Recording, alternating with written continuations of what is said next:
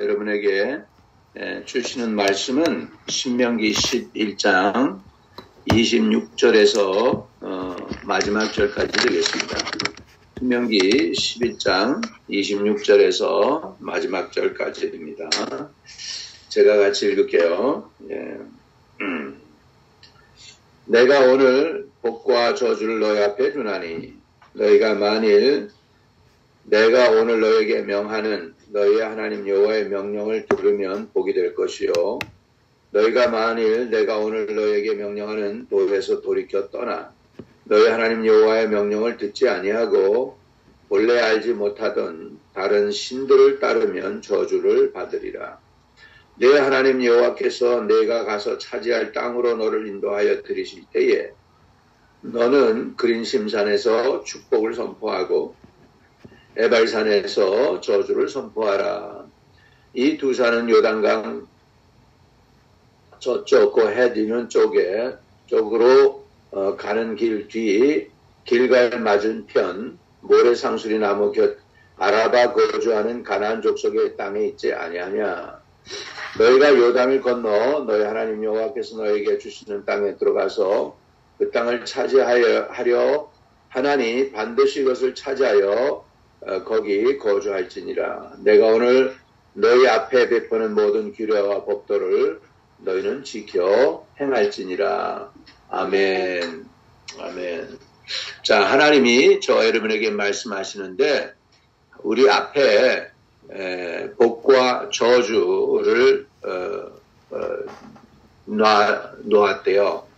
근데 선택은 우리가 하는 거예요.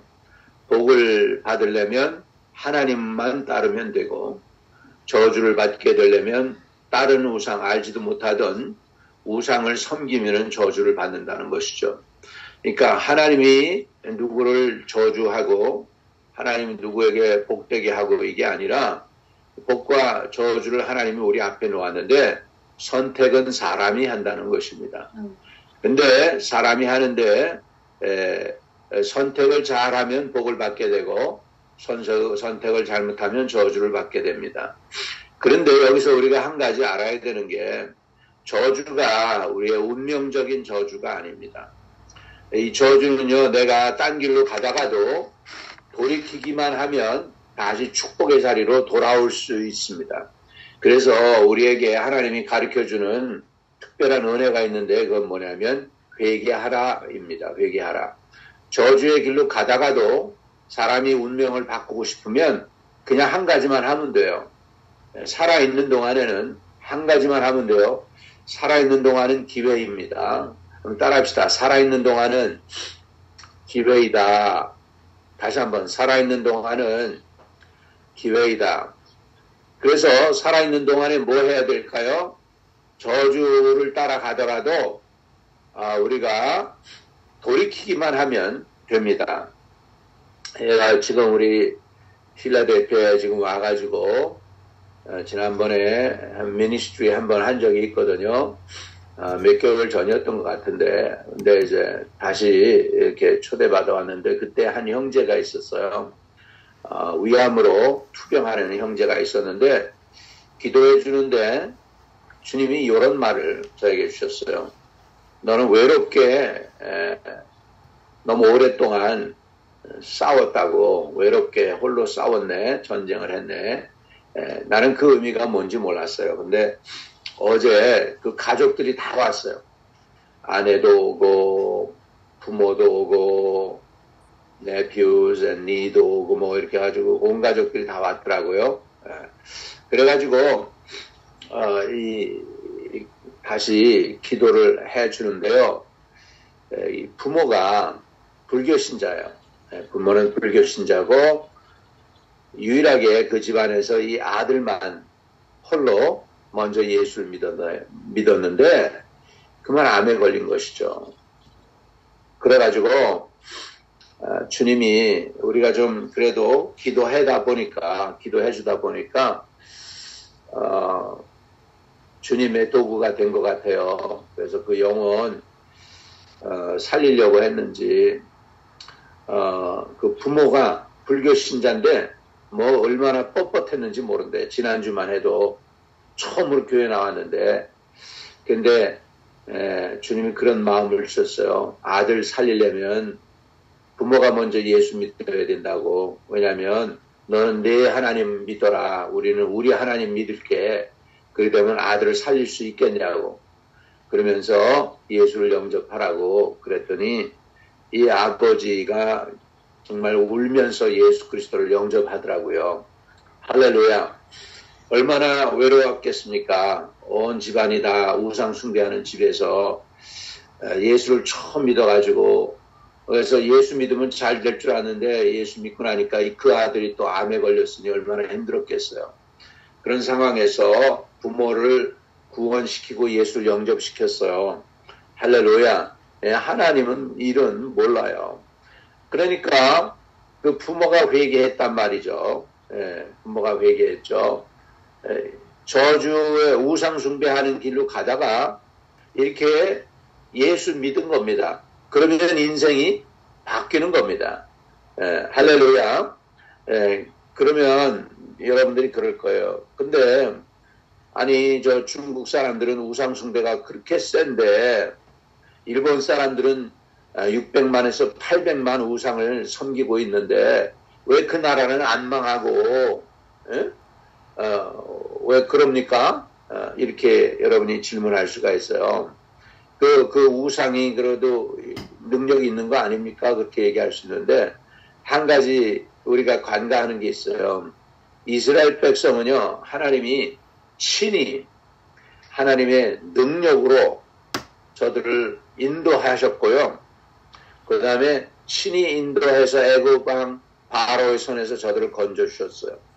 그리고 친히 홍해바다 건너게 하시고 친히 만나와 메추라기를 주시고 그러면서 하신 게 뭐냐면 이스라엘 백성하고 뭘 맺었냐면 언약을 맺었어요. 약속을 했단 말이에요. 그래서 딴 민족은 이렇게 우상 숭배해도 돼요. 왜냐하면 이미 그들은 이미 우상의 것이에요. 하나님의 백성이 시작부터 아니었어요. 지금 원하는 게 하나님이 우리 믿는 자들로 하여금 그들도 회개해서 하나님의 백성 만드는 일을 지금 하고 계시잖아요. 그러니까 그래서 저와 여러분이 도구가 되는 거예요. 하나님의. 그래서 그들도 언약의 백성으로 만들기 원해서 저와 여러분을 하나님은 지금 보내신 것입니다. 그러니까 그들은 언약의 백성이 아니에요. 그러니까 지금 우상 숭배를 해도 당장 치시질 않아요. 그들에게는 하나님이 기회를 주고 있어요. 그런데 이스라엘 백성은 달라요. 언약의 백성이기 때문에 예수 믿었단 말이에요. 하나님 믿었단 말이에요. 예수 믿는 게 아니라. 그렇기 때문에 하나님과의 약속이 있어서 딴짓을 하면은 그 자리에서 심판받습니다. 저와 여러분도 이제 이미 예수 믿었잖아요. 그렇기 때문에 여러분이 딴 길로 돌이키려고 하면은 일이 잘 안 되는 것을 우리가 아셔야 돼요. 만약에 예수 믿는 교회에 안수 집사님이 정말 미국에서 먹고 살기가 너무 어렵습니다. 너무 그래서 이제 나 좀 술 장사 좀 해보겠습니다. 이러면 잘 될 것 같죠, 여러분? 안 돼요. 믿는 사람들은 그런 거 하면 하나님이 복을 안 주세요. 왜? 선택받은 사람이기 때문에 그렇습니다. 할렐루야. 그러니까 우리가 예를 들어서 담배를 판다든지 뭐 이런 거 했다 그러면은 우리 믿는 사람은 믿는 사람답게 살아야 된다는 것이죠. 할렐루야. 그래서 복과 저주가 우리 앞에 있습니다. 근데 복을 받으려면 어떻게 하면 되겠느냐? 27절 보겠습니다. 너희가 만일 내가 오늘 너희에게 명하는 너희 하나님 여호와의 명령을 들으면 복이 될 것이요. 하나님의 명령을 들으면 복이 됩니다. 자, 28절. 그러면 저주는 또 어떻게 되는가? 너희가 만일 내가 오늘 너희에게 명령하는 도에서 돌이켜 떠나 너희 하나님 여호와의 명령을 듣지 아니하고 본래 알지 못하던 다른 신들을 따르면 저주를 받으리라 이렇게 되는 것이죠. 그래서 복은 하나님의 명령에 순종하면 되는 것이고 저주는 뭐예요? 하나님 앞에 어긋장 놓는 거죠. 하나님 말을 안 듣는 것입니다. 이번에 많이 사상자를 냈던 이스라엘 사람들, 지금 또 얘기합니다마는, 아니, 다른 민족은 그래도 돼요. 태국 사람들이 예를 들어서, 군대 나갈 때 불상 앞에서 절했다고 하나님이 그들을 치지를 않아요. 근데 이스라엘 민족은 달라요. 그들은 하나님의 선민이기 때문에 우상 숭배하면은 심판이 즉시 옵니다. 그렇기 때문에 그런데 여러분 그런 분들이 있어요. 아니 목사님 하나님이 나를 그냥 안 놔둬요. 조금만 딴 생각하면 그냥 즉시 하나님이 그냥 사인을 줘요. 여러분 이런 사람들이 사실은 진짜 복 받은 사람들이에요. 택함 받은 사람들이에요. 할렐루야. 아니 그냥 딴짓을 해도 상관이 없는 사람이 있어요. 딴짓을 해도. 그런 사람들은 뭡니까? 그런 사람들은 하나님이 관심조차 갖고 있지 않은 거예요. 그런데 내가 조금만 딴 길로 가려고 그러고 딴 생각만 품어도 하나님이 사인을 주시고 너 안 돼. 이렇게 하는 사람이 진짜는 사실은 복받은 사람이고 선택받은 사람이라는 것입니다. 우리 앞에 복과 저주가 있다는 것이죠. 자, 그럼 복 받으려면 우리가 어떻게 해야 되느냐? 하나님의 말씀을 선포해야 합니다. 자, 29절입니다. 내 하나님 여호와께서 내가 가서 차지할 땅으로 너를 인도하여 들이실 때에 너는 그린심산에서 축복을 선포하고 에발산에서 저주를 선포하라 그랬습니다. 이게요. 이제 이스라엘 땅에 들어가면은 들어가자마자 요단강 근처에 두 산이 있습니다. 하나는 그림심산이라고 해요. 조금 에발산보다는 남쪽에 있어요. 조금. 그리고 에발산은 조금 북쪽에 있습니다. 그런데 희한해요. 그림심산은요. 나무가 우거지고 풍성해요. 그런데 에발산은 빈둥산입니다. 에발이라는 뜻이 뭐냐면 빈둥산이에요. 이렇게 이렇게 나무들이 별로 없고 바위만 있는 그래요. 지금도 그렇다고 합니다. 지금도. 그래서 그림심산에서는 순종하면 복을 받고 이 말씀을 읽는 거예요. 그리고 에발산에 가서는 순종하지 않으면 저주받는다. 그 말씀을 선포하라는 것이죠. 이게 왜 중요하냐면 복과 저주가 우리 앞에 있기 때문에 복을 받으려면 순종하고 복 받지 못하려면 저주를 선포하라는 것이죠. 그래서 이 말씀을 갖다가 저들이 진짜로 여호수아 8장에 보면 진짜 가서 그림심산에서 축복을 선포하고 그 다음에 에발산에 가서 또 반쪽은 에발산에서 저주를 선포합니다. 저주는 듣기 쉽지가 않죠. 그런데 우리는 이 말씀을 두 가지를 다 들어야 됩니다. 왜 들어야 하느냐? 그래야 우리가 정신 차리거든요. 그래야 우리가 딴짓을 하지 않기 때문입니다. 그래서 그린심산에서 너희가 순종하면 들에서도 복을 받고 떡반죽 그릇이 복을 받고 들어와도 복을 받고 나가도 복을 받고 내 하는 형사가 형통할 것이고 뭐 이렇게 해가지고 쭉 축복을 선포합니다. 그 다음 에발산에서는 불순종하면 들에서도 저주를 받고 들어오며 나가며 저주를 받고 우양의 새끼가 저주를 받고 자녀들이 저주를 받고 이렇게 쭉 선포를 해서 우리 몸에 마음에 이렇게 각인이 되기를 원하세요. 하나님께서는 저와 여러분이 말씀으로 이렇게 말씀 가지고 나가기를 원하고 계십니다. 오늘도 저와 여러분이 말씀의 사람이 되시기를 주의 이름으로 축복합니다. 그런데 제가 보니까요. 저주받는다고 이렇게 얘기를 하면 설교 들을 때 여러분 기분이 좋으시겠어? 안 좋으시겠어요? 기분이 나쁘죠? 복 받는다고 그래야지. 여러분 순종해야 복 받습니다. 이 얘기는 너무 좋아하는데 여러분 순종 안 하면 여러분 저주받아요. 이렇게 하면은 기분 나쁘겠죠. 목사님 오늘 나 들어보라고 하는 얘기야? 거기서 기분 나쁘겠죠. 근데 우리는 양쪽을 다 들어야 돼요. 예, 순종하면 복 받는다는 말씀도 들어야 되고 순종 안 하면 잘못된다. 딴 길로 가는 것은 하나님 기뻐하지 않는다는 것을 우리는 둘 다 간직을 해야 우리가 하나님을 섬길 때 있어서 온전히 섬기게 될 줄로 믿습니다. 할렐루야. 예, 자, 그래서 이제 말씀을 정리합니다. 자, 그래서 이 두 산이 있죠. 두 산이 한 그림신산.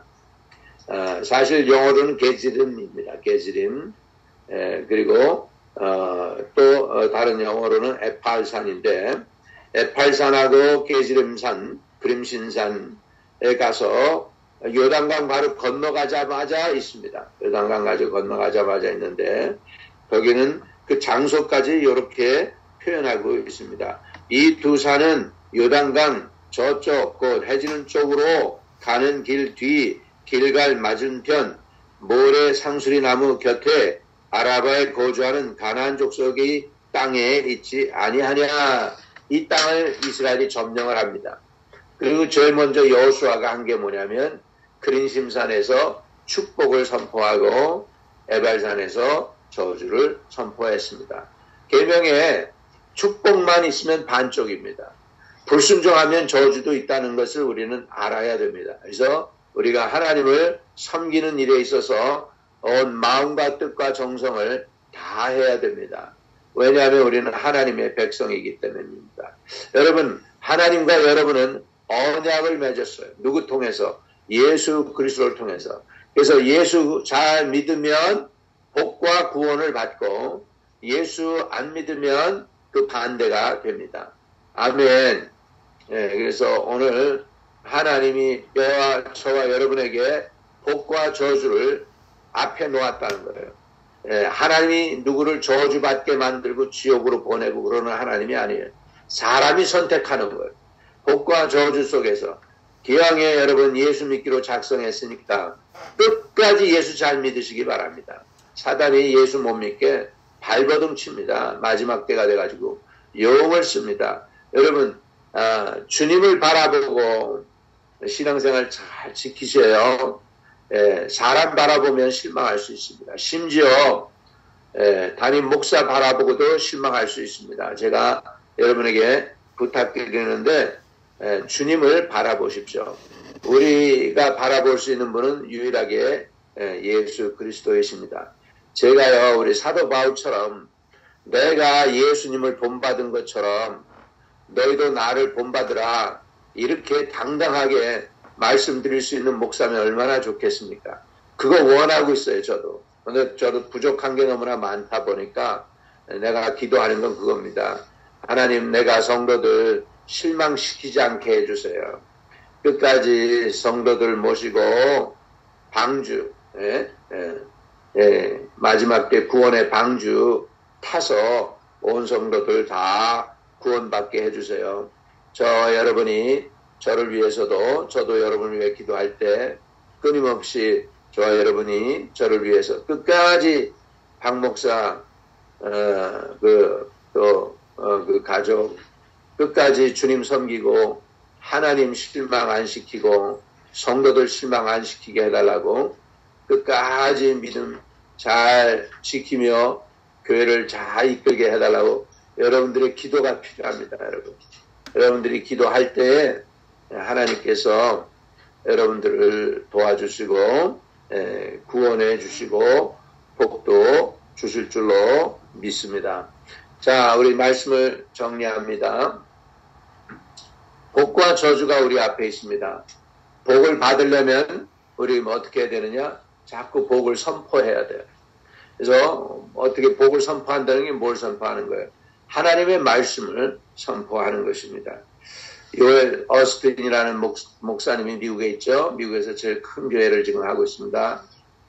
텍사스에서 근데 그 목사님 어머니가 이름이 도티예요. 도티, D-O-T-T-I. 그래서 우리가 가면, 내가 대학교 때도 가면 그 어머니 위해서 암이 낫게 해달라고 기도했어요. 그 아버지는 오히려 더 건강했어요. 근데 아버지는 돌아가셨는데 어머니는 아직도 살아계셔요. 90살이 훨씬 넘었는데 아직도 살아계셔요. 암이 나았어요. 근데 암이 나을 때 어떻게 했느냐, 온 방에다가 심지어는 레스트룸에게까지 힐링에 관해서, 치유에 관한 말씀을 다 붙여놓고 계속 안방에 들어와도 그 말씀을 읽고, 그리고 홀웨이에도 그 말씀을 읽고, 키친에서도 그 말씀을 읽는 거예요. 그러니까 주중에 그 집에 갔다면은 나는 죽지 않고 살아서 여호와의 영광을 선포하리로다. 저가 채찍에 맞음으로 우리는 나음을 입었도다. 주께서 저를 구원하시리라. 주께서 말씀을 보내서 저들을 위경에서 건지시는도다. 이런 말씀을 계속 그냥 그때 당시 그 요엘 어스튼 그 목사의 그 간증에 의하면 그때 당시 자기 집에 왔으면 그런 것들이 큰 소리로 선포됐을 거라는 거예요. 그 정도로 싸움을 싸운 거죠. 병마와의 싸움. 근데 어떻게 싸웠냐면 하나님의 말씀을 붙잡고 싸워서 이기게 된 줄로 믿습니다. 할렐루야. 우리도 이렇게 복을 받으려면 이 축복의 말씀을 계속 선포하실 수 있기를 바랍니다. 그 다음에 우리가 하나님의 말씀을 우리가 받았죠? 입으로 선포하고 시인했죠? 그 다음에 우리가 어떻게 해야 될까요? 그 말씀을 행동으로 옮길 때 우리는 복된 사람이 될 수 있을 줄로 믿습니다. 그래서 오늘 말씀을 정리하면 하나님의 말씀을 듣고 그 다음에 하나님의 말씀을 선포하고 그 다음에 하나님의 말씀을 행할 때 우리는 복을 누리는 하나님의 백성이 될 줄로 믿습니다. 거룩하신 하나님 말씀을 깨달았습니다. 말씀 따라 살면 복 받는다고 알게 되었습니다. 이 말씀을 그냥 듣기만 하는 게 아니라 그림심산에서 선포하고 에발산에서 선포하라고 했습니다. 하나님 우리에게 주신 말씀 우리 입으로 증거하고 선포할 수 있게 하시고 또 행동으로 옮겨서 순종함으로 복을 누리는 하나님의 백성들 오늘 다 되도록 축복해 주시옵소서. 우리 주 예수 그리스도 이름으로 의탁하고 기도드립니다. 아멘. 아멘. 자, 우리 주기도문하고 마치도록 하겠습니다. 하늘에 계신 우리 아버지여, 이름이 거룩히 여김을 받으시오며 나라에 임하옵시며 뜻이 하늘에서 이룬 것 같이 땅에서도 이루어지이다. 오늘날 우리에게 일용할 양식을 주옵시고 우리가 우리에게 죄 지은 자 사해 준 것 같이 우리의 죄를 사하여 주옵시고 우리를 시험에 들지 말게 하옵시고 다만 악에서 구하옵소서. 대개의 나라와 권세와 영광이 아버지께 영원히 있사옵나이다. 아멘.